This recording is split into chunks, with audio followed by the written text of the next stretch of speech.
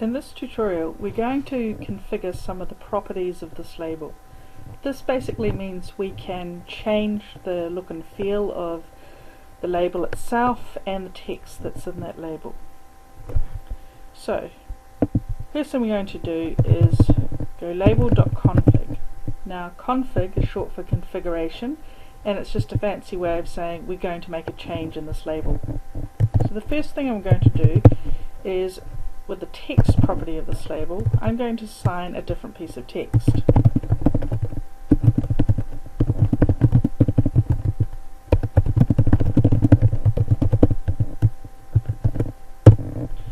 And you can see over here that our label has stretched to match the width of this longer sentence.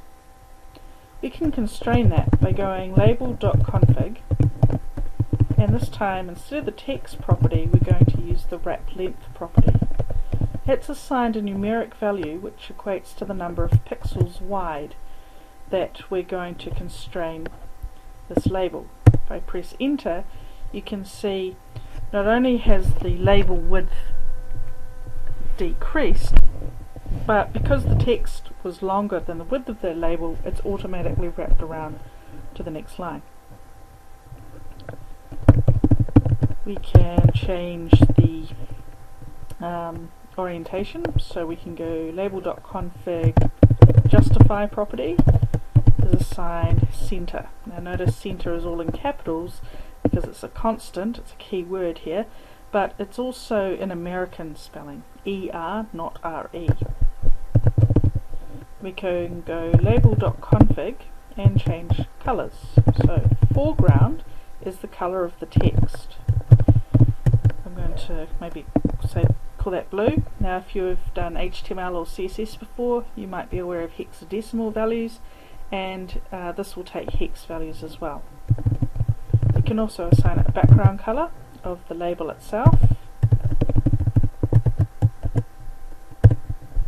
and you'll see now the background is yellow, the text is blue. Now notice here, if I pull this down, it's the background color of the label itself, not the actual window that we've put everything into. We can also format what the text looks like. So we can do that with the font property. Now this is a little different, is that the values we assign the font property are inside parentheses. So the first value is the style of font that we want to change it to. The second parameter is the size of the font, and third and subsequent parameters are anything else, such as is it bold, underlined, italics, that kind of thing. I'm just going to remember to close two parentheses on that line. We can see it's updated as well.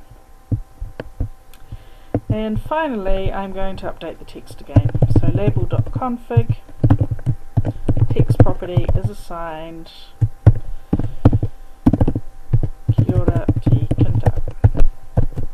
Press enter. In the next tutorial we'll add a picture to this label as well.